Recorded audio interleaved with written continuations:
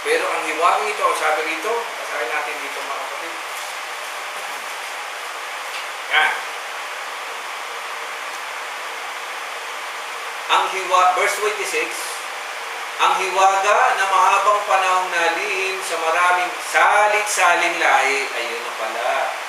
Ngunit ngayon, inihayag sa kanyang mga anak, sa kanyang mga banal po, ibig sabihin, sa lahat ng pinili. Inibig ng Diyos na ihayag sa lahat ng tao, sa lahat ng tao, dati sa Hudyo lang ang dakila at kamangha-mangha, ito ang hiwaga. Ano raw ang hiwaga? Sumainyo si Kristo. Yun ang hiwaga. Sumainyo si Kristo. Ang pagdating ng Panginoon Kristo ay ang great mystery. Walang nakakaalam kung kailan darating. Walang na pwedeng manghula nito. Pero ito ay ini-announce ng dating announcer din. Yung anghel ng panahon ni Abraham, siya rin po yung nag-a-announce. So, ibig sabihin, wala talaga silang time limit.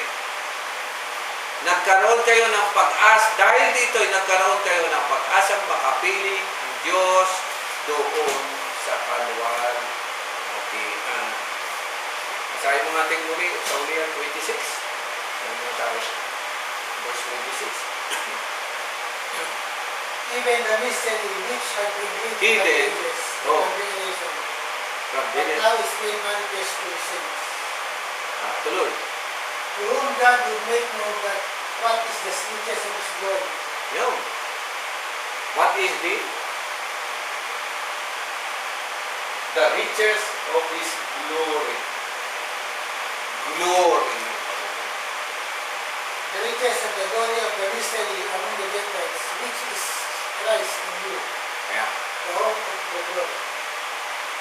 Mystery, akala kasi noong Hudyo lang. Amen? Pero ang Diyos ng buong sanlibutan yan Kaya ngayon, ang mystery ito, napunta na pala sa mga hintil.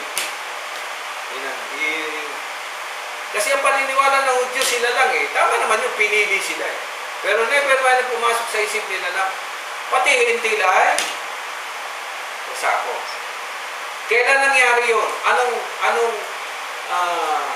naalala natin mga kapatid na tanda na pati ang mga hintil ay maliligtas? Day of Pentecost, alala nyo? Bumaba ang Espiritu, nagsalita sila sa iba't ibang wika. Ibig sabihin, yung announcement ng pagliligtas ng Panginoon ay ipapahayag na sa buong bansa. Yun ang ibig sabihin, iba't ibang wika. At yun na nga nangyari, sa pamagitan nila Peter, nila Paul, na ihayag niya ang mabuting balita ng kaligtasan sa lahat ng tao.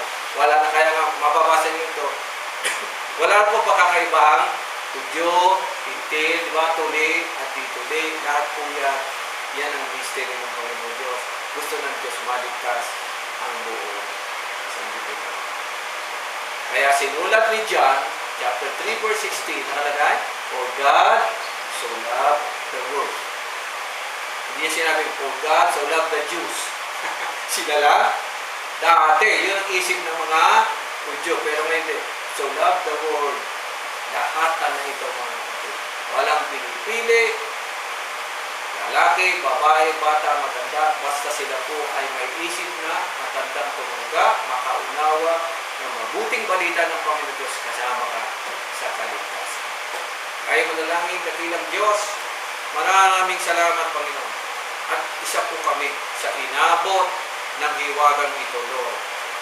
2,000 taon ang lumipas, simula nang ikaw yung manipayag na ikaw ay nagkatawang tao, narito pa rin po ang inyong mabuting balita sa aming piling.